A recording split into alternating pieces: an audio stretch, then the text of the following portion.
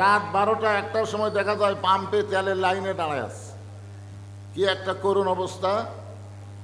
এরপরেও আল্লাহ তাআলা আমাদেরকে এই জান্নাতের বাগানে কবুল করেছেন।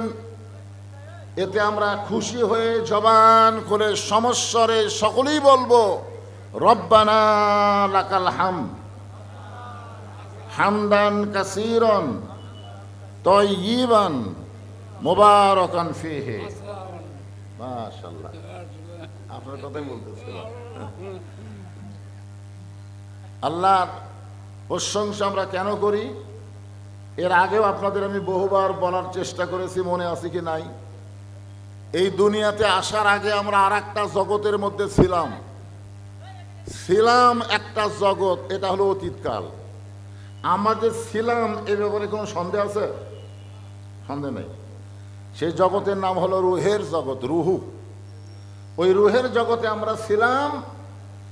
বর্তমানে এক জগতে আমরা আছি, বর্তমানে এখনো যে জগতে আছি এই জগৎকে বলা হয় দুনিয়াবি জগৎ।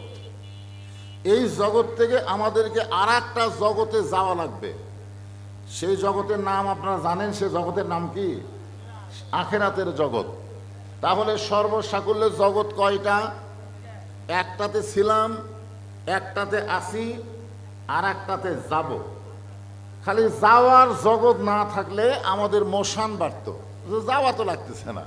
জোরে কোন কথা ঠিক কিনা? 3 তলা 4 তলা 5 তলা, দরকার হলে যেভাবেই হোক 7 তলা 10 তলা বাড়ি করব, আর উপর দিকে খালি যাব। সিঁড়ি দিয়ে না পারলেও লিফট দিয়ে আমরা উপর দিকে উঠবো, কারণ যাওয়া লাগতেছে না তো। কিন্তু যখনই বিশ্বাস করবেন যত তালায় বাড়ি করে উপর দিকে ওঠেন, আমি আপনি উপরে থাকবো না, আমাদের যাওয়ার জন্য নিচে নামা লাগবেই। জোরে কোন কথা ঠিক কিনা? খালি নামা লাগবে না, 1 তালা হলে তাও ভালো হতো। আমাদের যাওয়ার জায়গা হলো নিচতলা। জোরে কোন তালা? তাহলে আমরা রুহের জগতে ছিলাম।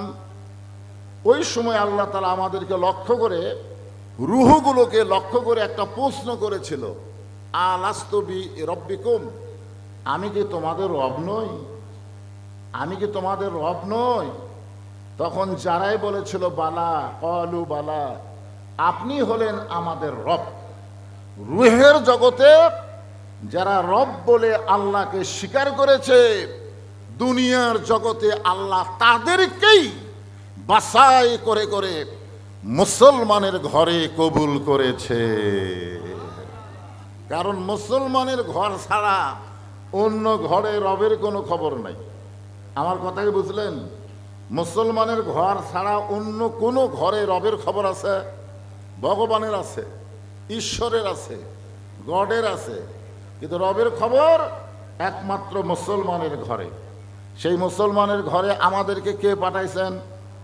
আরো জোরে বলেন, কে পাঠাইছেন? কেন পাঠাইছেন? কারণ রুহের জগতে আমরা তাকে আগেই স্বীকার করে রেখেছি। বলেন সুবহানাল্লাহ। এই জন্য আল্লাহ কোরআনে বলেন, ওয়ামান ইয়াবতাগি গায়রাল ইসলামি দীনান ফালান ইউকবালা মিনহু।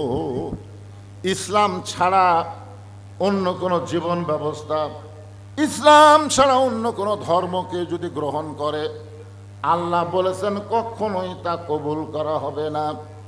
মুসলমানের ঘরে জন্ম নেবেন আর মানুষের তৈরি আইন কানুন আপনি গ্রহণ করবেন, কোরআনকে শুধু তেলাওয়াতের মধ্যে রাখবেন, কোরআনকে আমার জীবনের পর্যালোচনা হিসেবে গ্রহণ করবেন না, এটাকে মুসলমানই জীবন বলা যায় না। এরকম বহু মুসলমান শুধু মুখে মুসলমানের দাবি করেছে। আল্লাহ কোরআনে বলেন, ওয়ালা তামুতুন্না ইল্লা ওয়া আনতুম মুসলিমুন, তোমরা মুসলমান না হইয়া মরিও না। তাহলে এক জগতে আমরা ছিলাম, এক জগতে আমরা আছি। এই জগৎ থেকে আমাদের যাব। আল্লাহ বলতেছেন কি না হইয়া মরো না। এই মনে করে শোনেন না কেন? এদিকে এত গল্প, এই গল্প করে কিসের? এই গল্প পাঠিকে দেখছেন? তোর ভাব কিসের?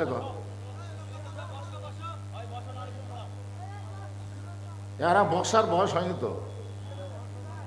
এদের বসার বয়স হয়নি। এরা হলো কিশোর গ্যাং। গ্যাং বোঝেন?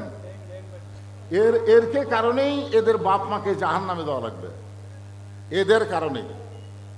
সন্ধ্যার সময় মুরগির ঘরায় মুরগি উঠলো কিনা মেয়ে মানুষ লাইট দিয়ে খোঁজ করে দেখে যে আমার ঘরের মধ্যে সব হাঁস মুরগি উঠলো কিনা। সন্ধ্যার সময়, সন্ধ্যার সময় পুরুষ মানুষ গোয়াল ঘরে খোঁজ করে দেখে গরু ছাগল উঠলো কিনা, সন্ধ্যার সময়। আর এখন রাত 9টা বাজে, এই সময় এদের বাপ মা এদের খোঁজ করে না কেন? হ্যাঁ, এরা কি গরু ছাগলের চাইতেও দাম কম? এরা কি হাঁস মুরগির চাইতেও গুরুত্বহীন? এত রাত হয়ে গেল, যেই বাপ মা সন্তানের খোঁজ খবর নেয় না, ওই সন্তানের কারণেই বাপ মাকে জাহান্নামে যাওয়া লাগবে। এই সন্তানের কারণে। এখানে বক্তা ওয়াজ করতেছে আর গল্প মারতেছে, বসবার করে সরে চলে যাচ্ছে। যা, কারণ আমরা তো অবশ্যই জানি কোরআনের ওয়াজ দিয়ে কোনোদিন মানুষ হেদায়েত হবে না। এটা আমরা জানি। তো এটা আমরা জানি না? কিয়ামত পর্যন্ত বাংলাদেশে কোরআনের ওয়াজ হবে, মানুষ হেদায়েত পাবে না। হেদায়েত পাওয়ার সিস্টেম হলো আলাদা। 12 তারিখের আগে আমরা বলেছিলাম সব দেখা হলো শেষ, আগামীতে দেখবো আল্লাহর কোরআনের বাংলাদেশ। জোরে কোন কথা ঠিক কিনা? বলেছিলাম, কিন্তু হলো না। এই জন্যে মন চাই শোনেন, না চাই শোনেন না। এই জন্যই তো অবস্থা। এখানে একটা পরিবেশ থাকবে না, এখানে ভলেন্টিয়ার দল থাকবে না, যারা মাহফিল করতেছে অবশ্যই থাকা লাগবে। এখানে যারা আসবে তাদের বসার ব্যবস্থা করে দেওয়া লাগবে। মাহফিলের আশেপাশে কোনো হইচই চলবে না। আল্লাহ কোরআনে বলেছেন, অকাল আল্লাযীনা কাফারু লা তাসমাউ লিহাযাল কুরআনি ওয়ালগাউ ফীহি লাআল্লাকুম তাগলিবুন। যারা কাফের, যারা বেঈমান, তাদের চরিত্র হলো এই কোরআন শরীফ তোমরা শ্রবণ করো না। কারণ কোরআন শরীফ শুনলে যদি কোরআনের দলে একবার চলে আসে, তাহলে আবু জেহেলের দলের খতম হবে, আল্লাহ নবীর দলের সংখ্যা বৃদ্ধি পাবে। জোরে কোন কথা ঠিক না? এই জন্য মাহফিল কমিটিকে আমি বলবো, এই বাচ্চাগুলোকে হয় বসান, না সাইড থেকে সরান। আমি একটা কথা বলতেছিলাম, 3টা জগতের কথা, কত গুরুত্বপূর্ণ। এক জগতের কথা আমাকে মনে নাই, কিন্তু ছিলাম যে এই ব্যাপারে কারো সন্দেহ আছে? সন্দেহ আছে? ছিলাম, মাশাআল্লাহ। এটাই তো বিশ্বাস। বর্তমানে যে এক জগতে আসি, এ ব্যাপারে কোনো সন্দেহ আছে? মাশাআল্লাহ, আসি তো। এটার নাম হলো বর্তমান জগৎ। ভবিষ্যতেরও আমাকে যাওয়া লাগবে। আপনি যতই ধান্দা করেন, যাওয়া লাগবেই। আমাকে একজন বলতেছে, হুজুর ওই যে আমেরিকার খমিনি সাহেব চলে গেল, ডোনাল্ড ট্রাম্প যাবি না?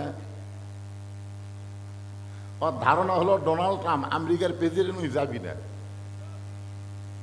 ওই কি থাকবে? আপনাকে কি মনে হয় থাকবে? ওকে যাওয়া লাগবে। ওর যাওয়ার পরিণতি কেমন হবে? উনি যখন যাবে তখন ওর অবস্থাটা কেমন হবে? আসতে তো বিশ্বময় মোড়লগিরি করতেছে। যতই মোড়লগিরি করো, আল্লাহর কাছে কোনো মোড়লই, কোনো শক্তি চলবে না।